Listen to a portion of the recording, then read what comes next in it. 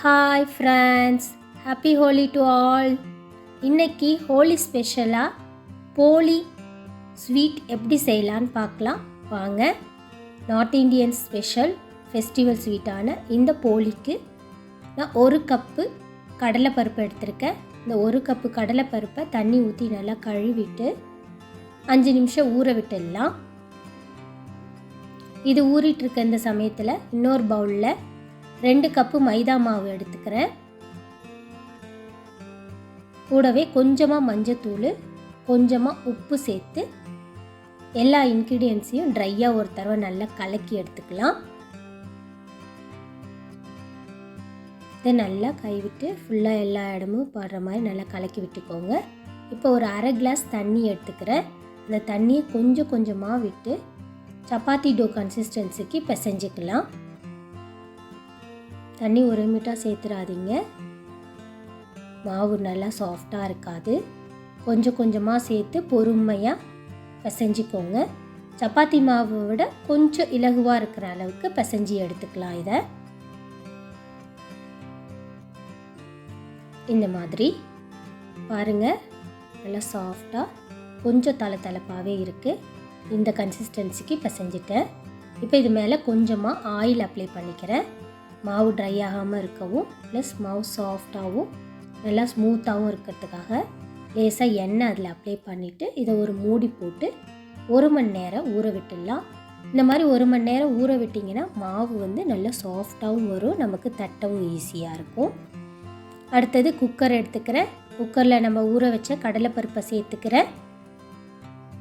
இது கூட கொஞ்சமாக உப்பு சேர்த்துக்கிறேன். ஒரு 1 டீஸ்பூன் உப்பு சேர்த்துக்கோங்க. இப்போ இதை மூடி போட்டு 3 விசில் விட்டு எடுத்துக்கலாம்.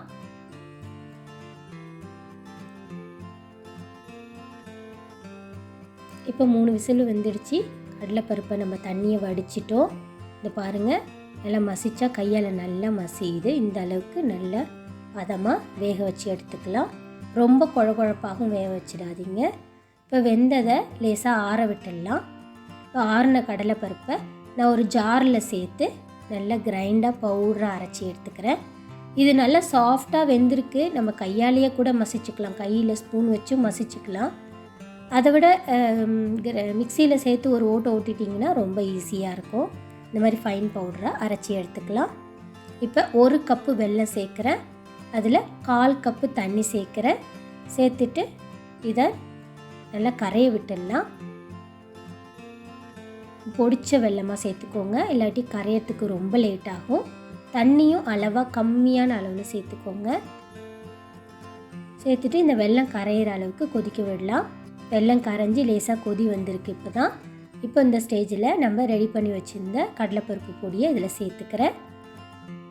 சேர்த்துட்டு இதை நல்லா மிக்ஸ் பண்ணி விட்டுக்கலாம். வெல்லமும் கடலைப்பருப்பு பொடியும் நல்லா கலந்து வர்ற அளவுக்கு நல்லா கலந்து விட்டுக்கலாம்.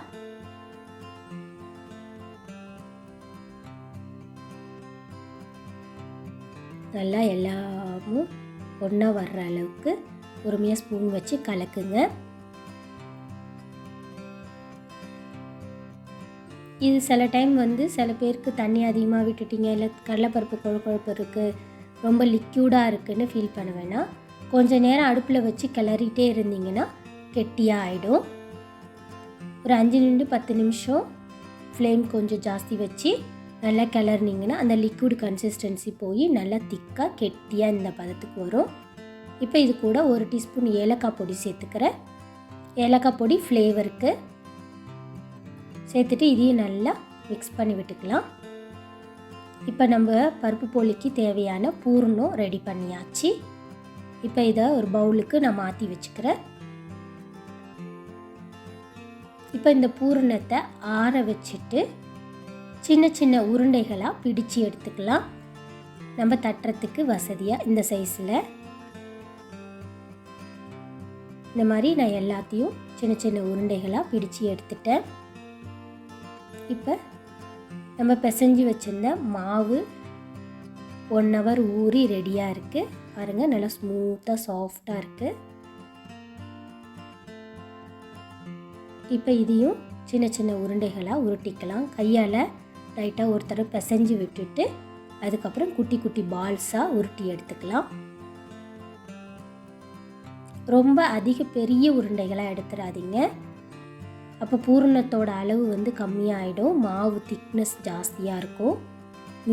மினிமம் ஒரு சின்ன ஒரு நெல்லிக்காய் சைஸ் உருண்டை அளவுக்கு எடுத்துக்கோங்க, இல்லை லெமன் சைஸ் போதும். இந்த மாதிரி எல்லா மாவையும் உருண்டி ரெடி பண்ணி வச்சுட்டேன்.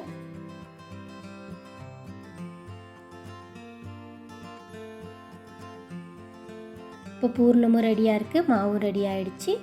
இதை நம்ம ஸ்டஃப் பண்ணிக்கலாம். இந்த மாதிரி கையால் ஃப்ளாட்டன் பண்ணிக்கோங்க மாவை. இப்போ இதுக்குள்ளே பூரணத்தை சென்டரில் வச்சு 4 பக்கமும் இழுத்திங்கன்னா நல்லா இழுவையாகவே வரும்.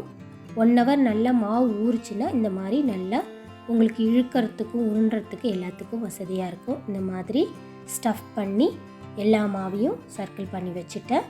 இப்போ இதை ஒன்று ஒன்றா பொறுமையாக தட்டி எடுத்துக்கலாம். பட்டர் ஷீட்டு இல்லை ஒரு இலை எடுத்துக்கோ, வாழை இலையில், அப்படி இல்லைன்னா எண்ணெய் கவர் கூட நீங்கள் யூஸ் பண்ணிக்கலாம். இந்த கவரில் லைட்டாக எண்ணெய் அப்ளை பண்ணிவிட்டு அது மேலே வச்சு கையால் பொறுமையாக ஸ்ப்ரெட் பண்ணி விடுங்க. ஆயில் தொட்டுக்கோங்க, அப்போ உங்களுக்கு ஸ்மூத்தாக ஈஸியாக இருக்கும் தட்டுறதுக்கும். நல்லா மெலிசாக கையாலேயே தட்டி விட்டுக்கலாம் எல்லா பக்கமும். நீங்கள் சப்பாத்தி கட்டை வச்சும் தேய்ச்சிக்கலாம். சப்பாத்தி கட்டை வச்சு லைட்டாக ரொம்ப சாஃப்டாக தேய்க்கணும். அதை விட இந்த மாதிரி கையால் தட்டி எடுத்துக்கிறது ரொம்பவே ஈஸியாக இருக்கும்.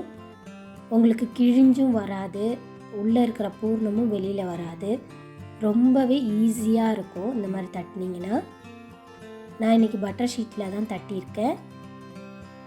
இந்த மாதிரி தட்டினதை ரெடி பண்ணியாச்சு. இதை நம்ம ஒரு டவாவில் போட்டு ஃப்ரை பண்ணிடலாம். தவா சூடாகிடுச்சு. நம்ம தட்டின போலியை இதில் போட்டுடுறேன். போட்டு இது மேலே லைட்டாக கீ அப்ளை பண்ணுறேன். அப்ளை பண்ணிவிட்டு 2 பக்கமும் பொறுமையாக திருப்பி விட்டு லோ ஃப்ளேமில் வச்சு வேக விடுங்க. ரொம்ப ஜாஸ்தி ஃப்ளேம் வச்சிடாதீங்க, ஒரு மாதிரி கருகுன மாதிரி ஆகிடும். மீடியம் ஃப்ளேமில் வச்சு 2 பக்கமும் திருப்பி போட்டு நல்லா ஃப்ரை பண்ணி விடுங்க. இப்போ பாருங்கள் நல்லா உப்பி வருது. கரண்டி வச்சு ப்ரெஸ் பண்ணிங்கன்னா 4 பக்கமும் உப்பி வரும். பூர்ணம் சென்டரில் உங்களுக்கு சூப்பராக தெரியும். அவ்வளோதான், நம்மளோட போலி வந்து ரெடி ஆயிடுச்சு. இப்போ இந்த ஃப்ரை ஆனதை ஒரு பிளேட்டுக்கு மாற்றி வச்சுக்கலாம். இப்போ இந்த மாதிரி தட்டுறதை வந்து உங்களால் கையால் எடுத்து போட முடியலன்னா அப்படியே வாழை இலையிலையோ இல்லை கவர்லேயோ தட்டினதை பேனில் டைரெக்டாக ஃப்ளிப் பண்ணிக்கோங்க. ஃப்ளிப் பண்ணிவிட்டு பொறுமையாக எடுத்துட்டு அதுக்கப்புறம் ஃப்ரை பண்ணிக்கலாம். உங்களுக்கு எந்த மெத்தட் வந்து வசதியாக இருக்கோ, ஈஸியாக இருக்கோ அதை மாதிரி ட்ரை பண்ணி பார்த்துக்கோங்க. சூப்பரான நார்த் இண்டியன் ஸ்வீட் போலி ரெடி. இதை நீங்களும் உங்கள் வீட்டில் ட்ரை பண்ணி பாருங்கள். எப்படி இருந்துச்சுன்னு சொல்லி மறக்காமல் கமெண்ட் பாக்ஸில் கமெண்ட் பண்ணுங்கள். அண்ட் கூடவே என்னோடய சேனலை லைக் பண்ணுங்கள், ஷேர் பண்ணுங்கள், சப்ஸ்கிரைப் பண்ணுங்கள். பாய்.